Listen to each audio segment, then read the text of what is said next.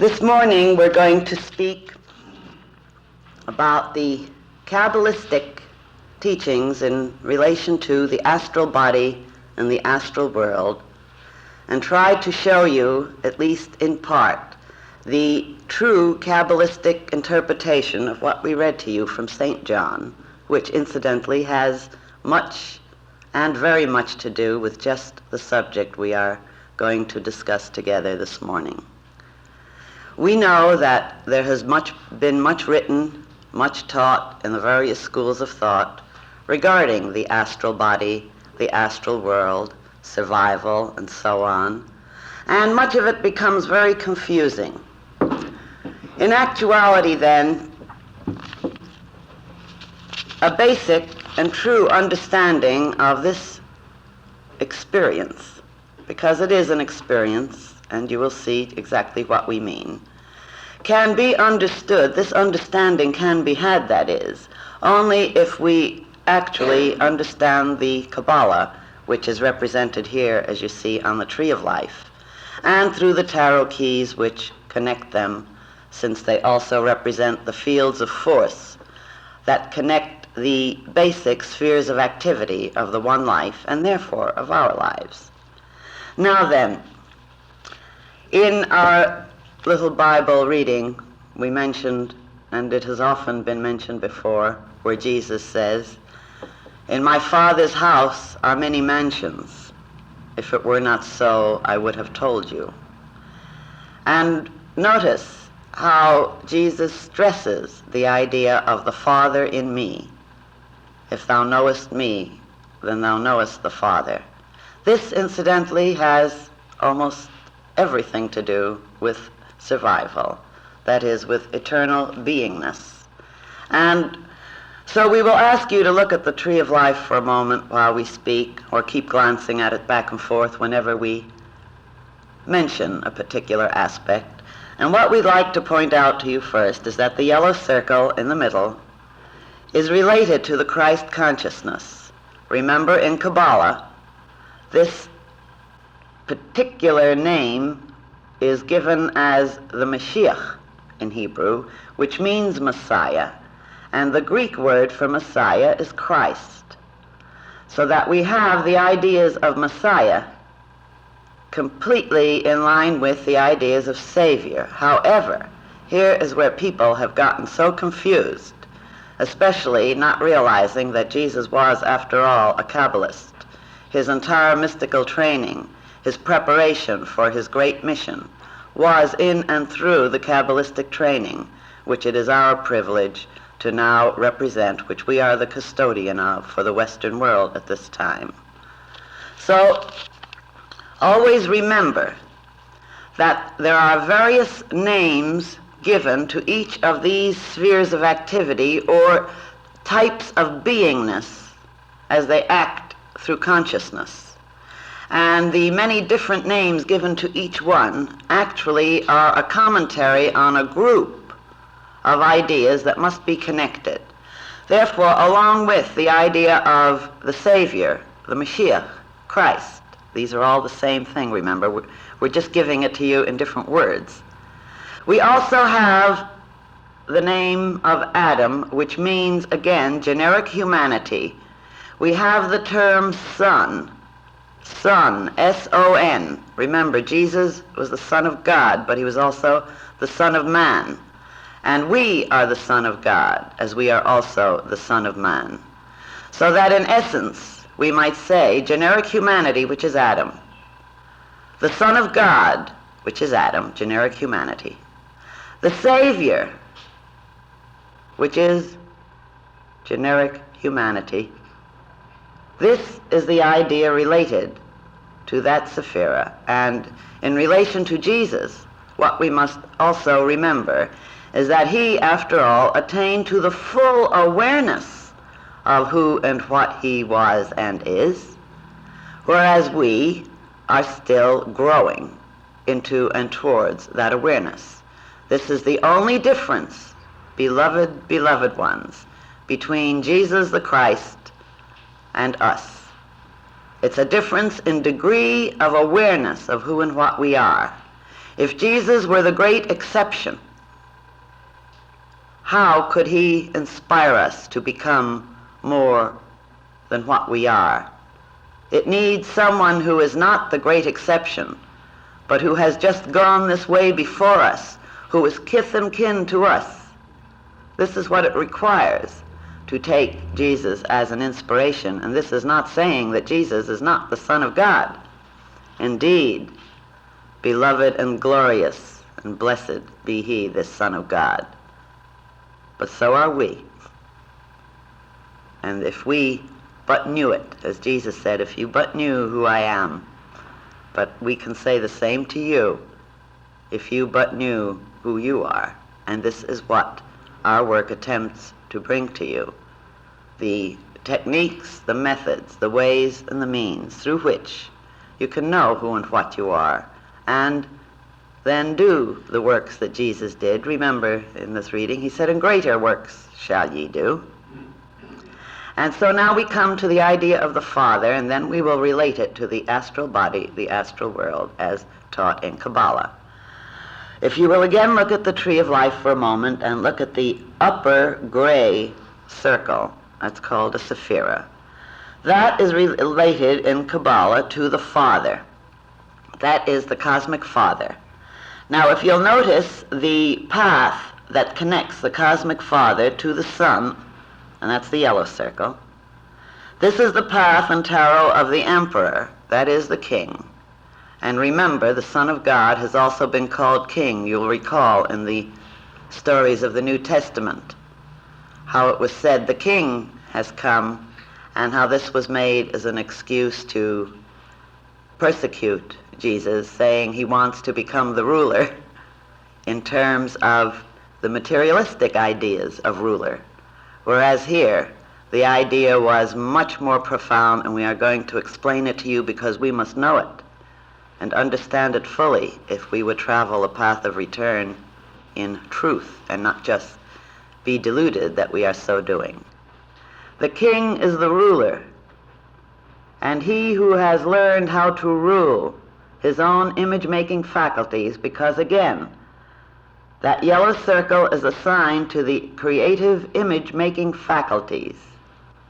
He who has learned to rule his creative image-making faculties in terms of the Father, in terms of a connection, an inner knowingness of who and what he is. And remember, when we say he, we're speaking of generic humanity, and it also means she. Something, unhappily, many Orthodox thinkers have overlooked. So, it is through the power of the Father, working at conscious union with the Father, that the Son can rule. Nevertheless, the Son is the Son, whether it's an infant or whether it's one who has attained what Jesus attained. Our image-making faculties rule what we are and what becomes of us.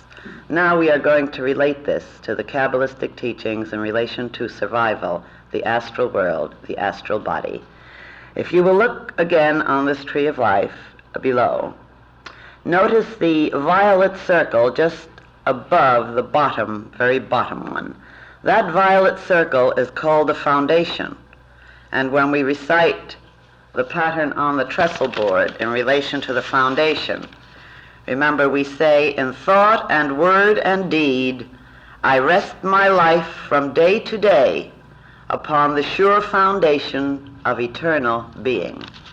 Now this foundation in Kabbalah is assigned to the sphere of the moon. And the sphere of the moon, again in Kabbalah, is known to be the subconscious aspect of beingness. The moon, subconsciousness.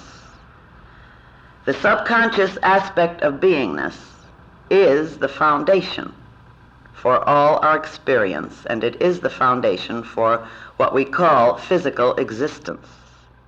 Therefore, though little is said about it and few realize it, it is our subconscious minds, or that which we call, we've given it a name and think we understand it. It is that which we call our subconscious minds, which happen to be, in actuality, our astral bodies. Now think for a moment. Is it not what we hold in subconsciousness that always reflects in what happens to us? If we hold subconscious fears, are we not forever creating these conditions in the outer world?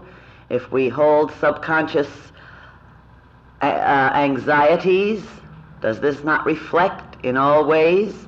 If subconsciously we actually feel love, is this not reflected in our experience? And we are mixed in so many areas, of course. We have mixtures of love and hate, of hope, of despair. All of this is in our subconsciousness. All of this is the condition of our astral body. Now, before we analyze this a little further, look at the bottom circle on the Tree of Life, and there you will find what is called Malkuth. That sephira, that circle, is assigned to the physical world.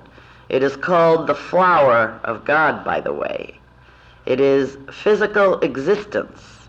And in Kabbalah, the Hebrew word for this, which will interest those of you who haven't heard it before, for this body, which means the larger body of God as the physical universe, as well as the more minute body of God, which happens to be whatever vehicle we're walking around in, this body has the term in Kabbalah of goof. Now consider it a moment, goof. This word has come into English usage through this mystical and mystery school training, though it is not generally known except by deep scholars and those who've been trained in the understandings and experiences. Goof. Now anybody who thinks he's just a body is known in our era now as being a goof. And when people do very foolish things based on delusions and illusions, they're called rather goofy. So here you have something that really is very significant. He who thinks he's just a physical body is a goof. And he'll act goofy. And so many of us, though we give lip service to having a spiritual body, to having a spiritual beingness, we'll give beautiful lip service to it. But if we'll watch ourselves in our daily activities, we'll discover that we're just as goofy as the next fellow. We get all hot and bothered about the actual physical thing as though it were eternal. And the physical thing, incidentally, in a sense, is eternal, but not as what it represents, only that which makes it up. In other words, the eternal aspect of it is the fact that the eternal foundation keeps manufacturing exactly the physical conditions which anyone who's goof enough to have faith in physical conditions as such will have to experience until he gets awfully sick and tired of it, eventually. But we're suckers for punishment, aren't we? And we keep ourselves in a goofy stew much of the time, unfortunately. Still, eventually, we'll wake up, little by little at any rate. So the physical body, the physical conditions, they are actually the projection of our astral body.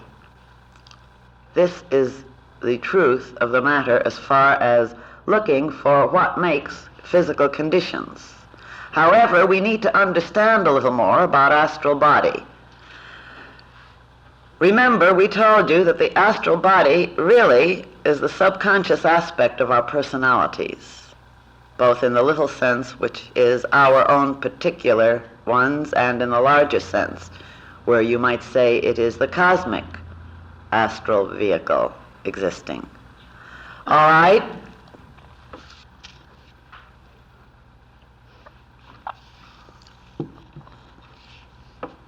What happens when we die? Let's consider that a moment. We don't go anywhere. There's nowhere to go. We live in and through our subconscious right now. The reason we're not aware of it exactly in the way a so-called astral entity is aware of it is merely because we have the great privilege, and we unhappily do not recognize it, we have the great privilege of having our attention sharply focused in a vibrational range which will bring us the experience of the glory, the dress, the raiment, the garments of the Lord of the universe. And in actuality, of course, the garment is not really finished. You might say, in a way, we are still cutting it, sewing it, we're working on it. And for that reason, of course, we have some pretty peculiar specimens in the dresses that our souls wear. But it isn't because we're evil in any sense at all. We're just learning how to cut and sew and fit that which is the beautiful. And remember, the yellow circle again, which is the Son of God, is also called beauty. All manifestation is for the purpose of expressing the true harmony, beauty, in and through the kingdom of God, which is the physical universe. So, in the physical universe, in actuality, we experience ourselves as living in and through a physical body, not because there is such a thing in itself, but because the attention is focused on a vibratory level that makes us aware of the condition of our subconsciousness. You get that point? And it is by becoming aware of the condition of our subconsciousness, or shall we say astral body, that we learn how to do more things with it. In other words, and again, we are in the process of learning how to direct and control the mental and emotional workings of our consciousness. We can learn how to direct and control only in and through concentration on a specific vibrational level, and that specific vibrational level is the physical world, so-called. So we live in the astral world right here and now. The astral world and the astral body actually are the immediate projectors of our physical condition. And when we die, all that we do is withdraw our attention from the concentration of this vibrational level, which then becomes aware of itself in its astral level or in its subconscious state. And here's where we really have a time of it. Because you see, humanity is an infant, and let's not forget it ever. Humanity is an infant. Therefore, the subconscious or astral condition of humanity, or shall we say the ability to direct the mental, emotional workings of consciousness, are very poor indeed. And unless we concentrate on developing those extra controls here, in the only area of life that it can be done, when we die, in quotes, because we do not die at all, we cannot die, when our consciousness withdraws from the level that holds the physical body together as a living expression for the one life, we find ourselves stuck with what our controls or lack of controls have been. We can do nothing about it on that level. What we can do, if we've achieved a certain state of growth, is develop insight on that level as to what it is we have done and not done that has been foolish. And then we become very eager to get right back and try to take more advantage of the only way in which we truly can evolve self-conscious knowledge of who and what we are, to become aware of the fact that we are the Son of God and all the works which go with this awareness. Now then, let's speak about psychic types and people who have some of these awareness so that we can understand it a little better. There are many types of psychism. There are, for instance, the types of psychism which are not anything except an indication that this particular individual is still in a most primeval state of evolution as a human being.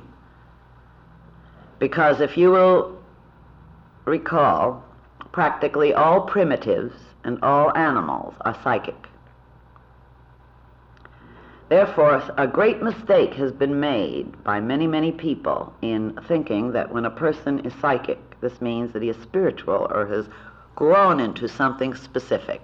The vast majority of psychics actually are still primitive in their consciousness. They have not yet learned how to fully concentrate their attention on the level that keeps them focused in the physical world while they are there, in order to become familiar with all the laws and the workings and the ins and the outs and the beauties and the glories and the blessings and opportunities of that physical level. This is true of the vast majority of what we call psychics. Now we have other types. This is just one category, though, as we said, unfortunately, it is the largest category. We also have people who, in some previous incarnations, have thought that it would be so wonderful to be psychic and have sort of worked at trying to develop it. And they get what they ask for and they regret it. Because you see, being psychic, really, especially in this type of instance, means that there is a wavering of the consciousness in its ability to fully concentrate in the physical area while it is functioning there. And so the attention washes back and forth a great deal between the, shall we say, self-conscious and subconscious states of awareness. And the result is that this particular type of psychic has less opportunity to remain alert and aware, and therefore to control and direct and practice the rulership, because the focus is forever being divided. And this is not a very happy state. Even in the Eastern philosophies, in yoga, it says that one of the greatest hindrances on the path is psychism. And yet so many people seem to long for it. Now then, we have another type of psychic who, perhaps because of mixed good karma along with some nonsense, comes in deliberately, you might say, sacrificing some of the opportunities of being able to concentrate in order to help humanity in certain ways. Incidentally, these are very, very few, although there'd be no doubt at all that every psychic would be sure that he is that kind. Nevertheless, these are very few indeed. These are the ones who, because, after all, materialistic-minded consciousness needs to have certain experiences or certain verifications to sort of give them hope that there's more than just being a goof, though they might not call it that in their own minds. There are a few who act as channels who bring real data of survival, but they suffer greatly for it, incidentally, because any time a vehicle cannot stay, consciousness cannot stay completely focused in the area where it's functioning, it is open to the subconscious workings and washings of everything about it. And so you see, it has a very rough time of it emotionally and mentally. And yet, perhaps it does this also. Maybe it has to pay off some karma. Maybe it may have been one of those kinds who delighted in burning witches at the stake. Who knows what brings this particular type of psychic, although we have reason to love them and be very grateful to them, because scientific research has shown that there are indications of survivals that are so fantastic that anyone who takes even the slightest trouble to look into them knows that it is really being non compos mentis to question the matter of survival at all. So we have reason to be grateful to these people, but we do not know why they had to make this personal sacrifice, which is a great one, because they do not or are not able to utilize certain conditions as fully as those who are well centered on the physical plane. Now there is another type of sensitivity also. You see, there are so many. In my father's house are many mansions indeed. There's another kind of sensitivity, and this is not the usual psychism. This kind of sensitivity has learned how to remain well-centered in Tiferet, the yellow circle. In other words, it has already learned how to control enough. It isn't that it is fully developed. Not until you're Jesus Christ have you fully developed that. But there are degrees of this development after all. And there are certain sensitives who have developed enough of that awareness so that they are able to act as a channel through which to teach and help and inspire others, but they also pay a price. Because if you will look there at the tree, all things from the higher levels must go through subconsciousness. You see it? It must go through it. It cannot skip it. Therefore, because these teachings, these insights, these perceptions must come through subconsciousness, there's always a wider door of perception between the objective and the subjective world in true teachers who are at least to whatever degree centered in the yellow circle, in knowledge of the Son of God. These people have at least enough controls and awareness so they can recognize the impingements of other subconscious states of mind and emotion and differentiate them from their own. They are at least not deluded, but they suffer a great deal. Let me tell you the story of Dr. Case when he was still in the process of being trained for this great work. He was in his very early 20s and had been in training for quite a while, but had not yet realized the significance of some of these things. He decided to go in for certain experiments, and because he came in with this sensitive vehicle, the experiments he tried, incidentally, were very foolish ones, and he realized it. I guess he had to know that they were foolish so he could help protect others in the future. He got opened wide between the subconscious and objective state, or between the astral and physical state. It doesn't matter what terms you give it. And these doors opened so wide that he couldn't close them. He reports that he would ride on the streetcar, this was in Chicago, and he would be aware of what was going on in the underneath meanderings of everybody. And the horror of it was beyond description because it kept making an impact in him. You see, on subconscious levels, my darlings, we have telepathy. On subconscious levels, there's an intercommunication going on all the time. And when you open yourself to the impact of the hates, the resentments, the anxieties, the fears, the sorrows, the loneliness, the murderous inclinations. After all, whenever we say, I would just like to do so-and-so to so-and-so, you'd be surprised what it looks like and feels like to one who is aware on that level. So he found himself in what you can certainly call a state of absolute hell, being aware of the impact of all these forces. And he got desperate enough so that he looked up everything he could in order to close those doors. He had opened them prematurely, for one thing, and for another, it is very foolish to attempt opening these doors at all. One who attains the consciousness of Tiferet, beauty, the Son of God, learns how to control and direct it from above. When you try working at it from below up, you surely are in trouble. Did you know that every human being who's insane, and we say every human being who is insane, has varying degrees of this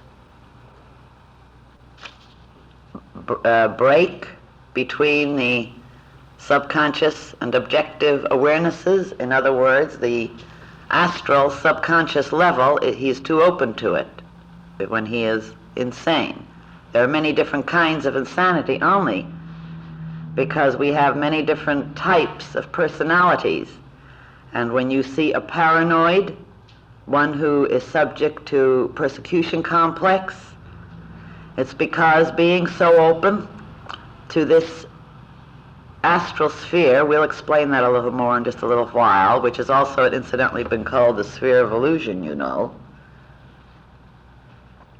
And having within his own basic subconsciousness feelings of being martyred, and you know how many of us feel like martyrs and how often, the doors of perception being broken open like that before the true controls and true love has been developed.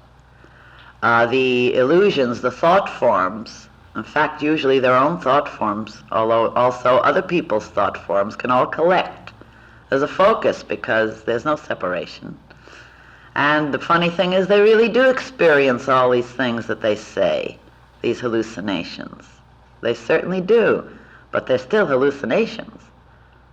They have opened themselves to an area they have not first learned how to direct and control, or perhaps it's some karmic thing.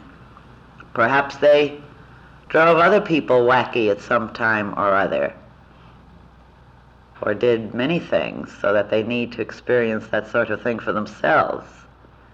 Maybe they once utilized these subconscious forces for selfish gain. But insanity is always a breaking down of doors which we are not ready to handle. So never long for psychism. It is not the thing you're really after, though you might think you are. What you're after is to directly perceive the true state of who and what you are, the ecstasy and the rapture and the knowledge of your eternal beingness as the Son of God, the daughter of God. And from that, all the controls will flow gradually in a safe manner.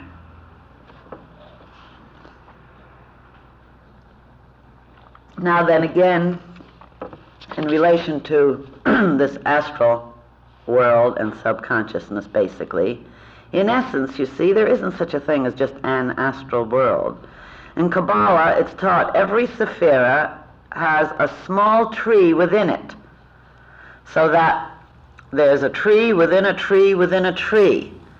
Therefore, there are 10 levels, because there are 10 sephirot, there are 10 levels of being within each one of these states of consciousness. And in the subconscious, or we may call it astral world if we want to think of it that way for this talk, there are also the 10 levels and so on, right on up through the whole tree. Now, where the doors of perception are weak between the two worlds, from the physical world to the astral world, usually it is those entities who have remained in their lowest level of development who are the most readily contacted, as you can see, because it's like Jacob's ladder. Each step goes up and up and up. And that is why in so many of the spiritualistic circles, though it isn't always true, but in most of them, we usually find such nonsense coming through. The thought forms, the emotion forms, the egos, and so on, these float around, and the psychic picks them up and gives them out as being words of God. And people who are foolish enough to accept it deserve the repercussions, because how else are they going to learn? Never to rely on this type of thing or this type of level. In the ancient mystery trainings, there's a place in one of the initiations where the aspirant is warned, stoop not down to those darkly splendid worlds. You see, subconsciousness must be transmuted. This is the whole point. When we die, we're stuck with exactly the amount of thinking, feeling, hoping, yearning, being that we've developed here and now. We will therefore find ourselves in rapport with all those who are of like level. And so there is, in a sense, such a thing as purgatory, as taught in Roman Catholicism, you know. There really is such a thing. But, of course, it isn't a final or permanent thing. This is the way we learn. And after we go through the realization and insights of what occur, why then we're in a better position to go on and experience some of the lovely parts of our nature. Remember, we're all of us a conglomeration. None of us are wholly evil, if there is such a thing as evil. None of us are wholly selfish, so that although we certainly will find ourselves experiencing the negative aspects of our subconsciousness, we will also, when we have come to understand it, find ourselves experiencing the beautiful parts of our subconscious nature. And most important of all, if we have learned to control our emotions and our thoughts, we will almost completely avoid any of the unpleasant aspects that can be experienced by consciousness when it drops its physical vehicle or concentration on the physical level. Because developing the control of the emotions and of the mind in terms, naturally, of spiritual aspiration makes us aware when we drop these vehicles. In other words, what we've been doing is developing an ability to focus attention. So we drop the physical vehicle, our attention has been so well developed, we're aware of what has happened. Being aware of what has happened, we can have the controls. We go through the experience of analyzing through our higher soul the things we've been and done, understanding it a little better. And because we have developed the ability to concentrate here and now, to hold our attention, to direct our emotions in the ways of spiritual aspiration, that this ability is then utilized on that sphere which is the true sphere where it belongs, you see. And we can then actively participate in evolution instead of having to reap so much nonsense, because we will already have understood enough. And God truly is not a vengeful God, nor are the unhappy things that happen to us for punishment purposes. There's no reason in the astral level of our beingness to have any kind of unpleasantness whatsoever, no matter what kind of mistakes we've made here, as long as we've learned to direct and control our emotions in spiritual terms. It's the karma is actually reaped here, not there. And it is for this very reason that in the true esoteric teaching of Western occultism, which we represent, we hammer and we harp and we harp and we hammer on the idea that we must take advantage of the here and now. We must learn to live here with what we have and what we are.